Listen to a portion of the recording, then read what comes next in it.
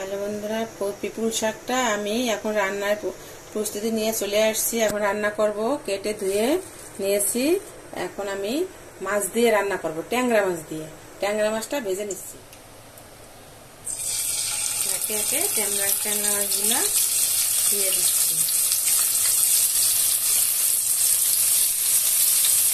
মাছটা ভাজা হয়ে গেছে। এখন আমি লবণ হলুদ দিয়ে আলুটা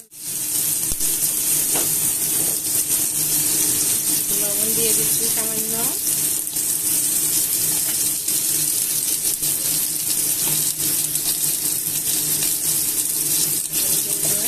এখন আমি আলুটাকে ভেজে নেব। সামান্য তেল দিয়ে এখন আমি পেঁয়াজ, রসুন, কাঁচামরিচ দিয়ে দিচ্ছি। এটাকে ভেজে নিব। যেহেতু এখানে পিপুল শাকে অনেক ঝাঁজ থাকে, সে কারণে আমি মরিচটা একটু কম দিয়েছি। পেঁয়াজ রসুন ভাজা শেষ হয়ে গেছে। এখন আমার ব্রাউন কালার হয়ে গেছে। এখন দিয়ে দিচ্ছি একটু আদা বাটা,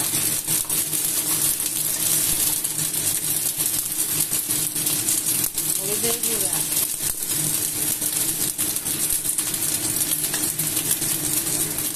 ধনিয়ার গুঁড়া,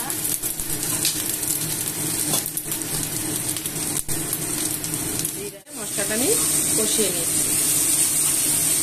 মশলা কষানো শেষ। এখন আমি জল দিয়ে দেব তাদের পরিমাণে। এখানে আলুটা দিয়ে দিচ্ছি, ভাজা আলু। শাকটা দিয়ে একটু কষিয়ে নিচ্ছি।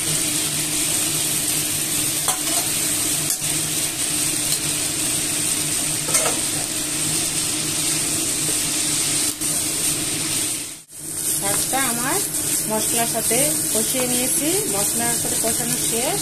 এখন আমি পরিমাণ মতো জল দিয়ে দিচ্ছি। জল দেওয়া শেষ আমার। এখন এটাকে আমি ঢেকে রান্না করব। সেদ্ধ হয়ে গেলে মাছটা ছেড়ে দিব এর ভিতরে। এখন আমি মাছটা ঢেকে দিচ্ছি।